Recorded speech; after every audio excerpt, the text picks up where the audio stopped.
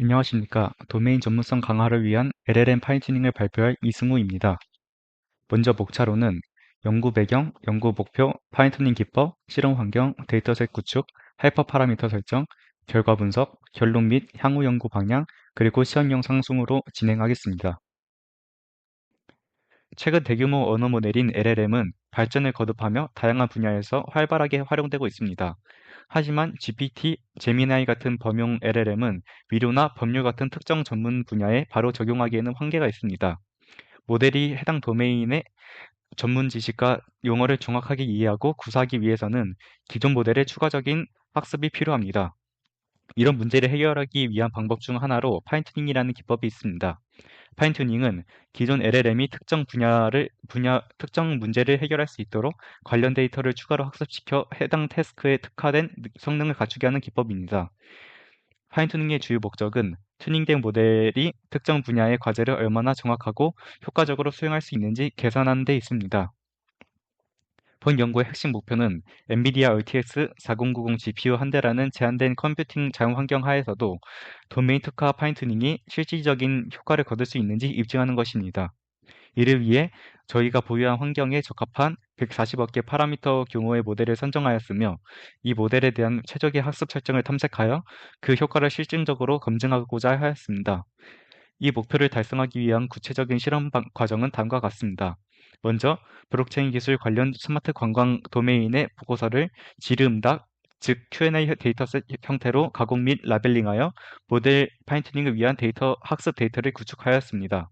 다음으로 구축된 전체 데이터셋을 여러 가지 분할 방식을 활용하여 훈련용 데이터와 평가용 데이터로 분할하였습니다. 마지막으로 훈련 데이터를 사용하여 베이스 모델의 파인튜닝 학습을 적용하고, 파인튜닝된 모델을 학습에 사용되지 않는 평가 데이터에 대한 추론을 적용하여 모델의 성능을 측정하였습니다.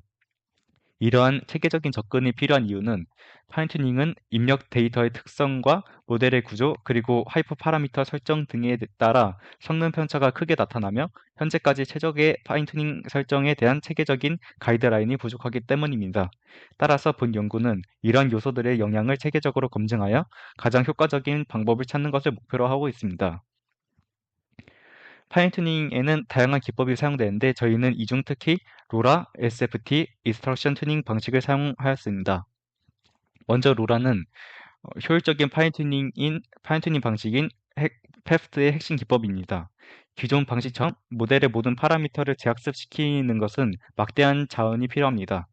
하지만 로라는 기존 가중치는 고정한 채 어댑터라는 저차원 행렬을 모델에 추가합니다. 그리고 학습하는 역정파 과정에서 이 추가된 어댑터만 업데이트를 하여 오차를 줄임으로써 학습 가능한 파라미터 수를 대폭 줄여줍니다. 이를 통해서 적은 메모리와 비용으로도 전체 파인튜닝과 유사한 성능을 달성할 수 있습니다. 그리고 SFT는 사전 훈련된 LLM을 특정 작업에 최적화하는 학습 방법론으로 고품질의 입력과 출력상 데이터를 활용하여 모델을 특정 태스크에 맞게 재학습시키는 기법입니다. 본 연구에서는 구축한 질문과 답변 데이터셋을 활용하여 SFT를 수용하였습니다. 이를 통해서 모델이 범용적 성능에서 벗어나 해당 도메인의 질의응답에 특화된 능력을 갖추도록 훈련시킬 수 있습니다. 그리고 마지막으로 인스트럭션 튜닝은 모델이 다양한 형태의 지시사항을 이해하고 이에 따라 적절한 응답을 생성하도록 학습시키는 방법론입니다. SFT가 무엇을 답할지에 초점을 맞춘다면 인스트럭션 튜닝은 어떻게 답할지를 개선합니다. 본 연구에서는 동일한 질문에 대해서도 사용자의 의도나 맥락에 따라 적절한 형식과 수준으로 답변할 수 있도록 이 기법을 적용하였습니다. 그리고 실험 환경으로는 우분투 22.04 운영체제를 사용하였고, GPU의 병렬 처리 기능을 활용하기 위해서 쿠다 12.8과 파이썬 3.1 환경을 기반으로 진행하였습니다. 그리고 모든 종속 라이브러리를 포함한 실험 환경을 도커 파일로 정의하고 도커 이미지화하여 실험 재현을 가능하도록 하였습니다.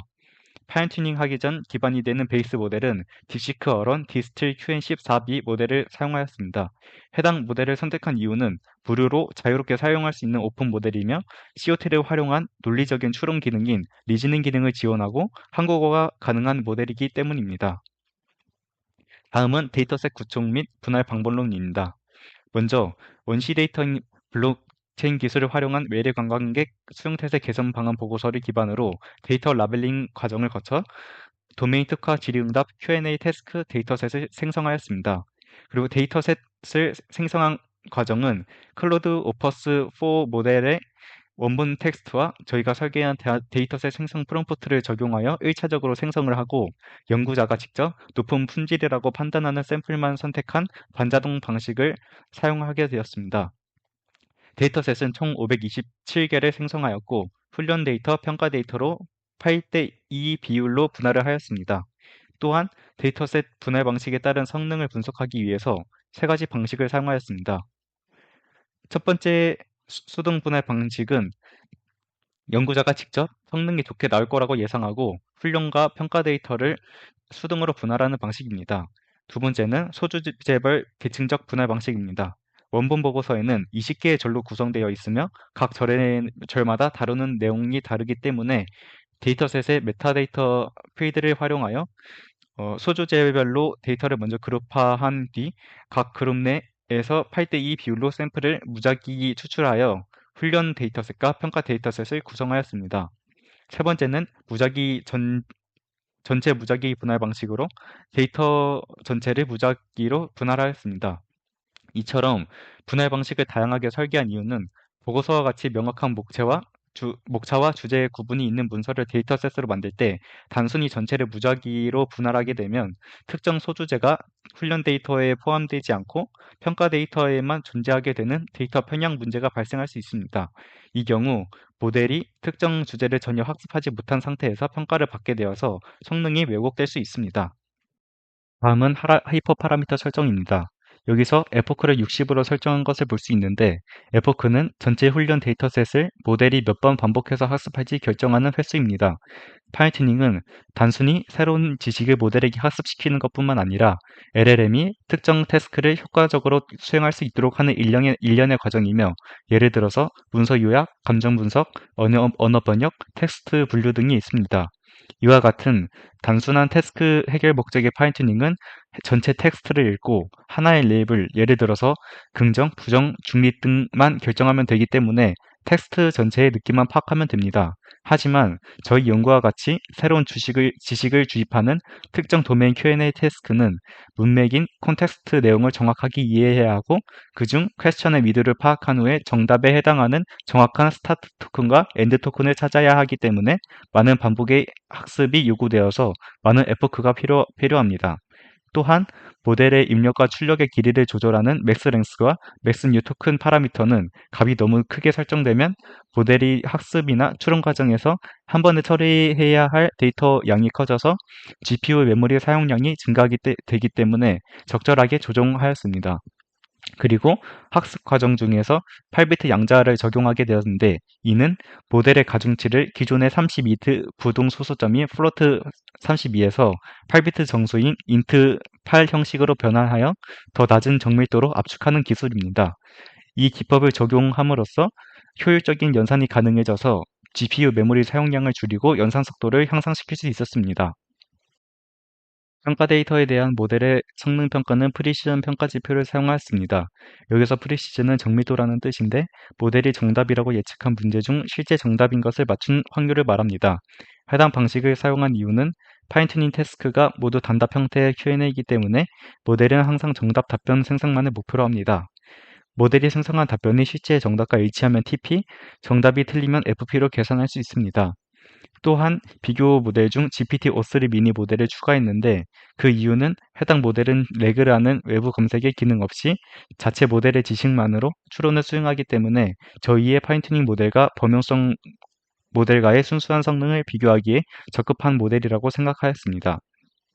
다음 성능 평가표를 보시면 파인튜닝 학습 전 모델의 평균 정밀도 성능은 13.7%, 수동 분할 시 파인튜닝 학습 모델의 경우에는 32.2%와 30.4%, 소주제별 계층적 분할의 경우에는 30.5%, 그리고 전체 무작위 분할의 경우에는 13.3%, 마지막으로 GPT의 경우에는 19.7%로 나타났습니다. 실험 결과 수동 분할 방식이 가장 높은 정밀도 향상을 보였으며 계층적 분할의 경우에도 유의미한 성능 향상을 보였습니다. 이는 훈련 데이터가 얼마나 편향되지 않고 원본 데이터의 모든 주제를 고르게 잘 분포하도록 분할하는지가 모델의 성능 향상에 직접적인 영향을 준다는 것을 나타냅니다. 결론 연구 결과로 RTX 4090이라는 제한된 컴퓨팅 환경에서 상대적 경량 모델인 딥시크 14B의 도메인 특화 파인튜닝을 수행하여 베이스 모델 대비 성능을 2배 이상 향상시키는 효과적인 결과를 도출하였습니다. 본 연구의 주요 한계이자 기대보다 성능이 높게 나오지 못한 주요한 원인으로는 8비트 양자화 기법의 적용으로 예상하고 있습니다. 만약 A100이나 H100 같은 고성능 GPU 자원을 활용해 양자화 없이 고정밀 학습을 수행한다면 특정 도메인에서는 다른 범용성 LLM보다 훨씬 더 우수한 성능을 달성할 수 있을 것으로 예상됩니다. 또한 향후 연구에서는 문서와 같은 내부 데이터를 참조할 수 있는 레그 방식을 파인튜닝과 결합한 모델의 성능을 연구해 볼 필요가 있습니다. 왜냐하면 이러한 하이브리드 접근법을 활용하면 파인튜닝으로 확보한 모델의 깊은 도메인 이해력과 레그의 실시간 정보 검색 능력이라는 두 가지 장점을 동시에 활용할 수 있습니다. 이를 통해서 복잡한 도메인 특화 질문에 대해 더 정확하고 신뢰도 높은 답변을 제공할 수 있을 것으로 기대됩니다. 마지막으로 시험 영상으로 발표를 마무리하겠습니다. 감사합니다.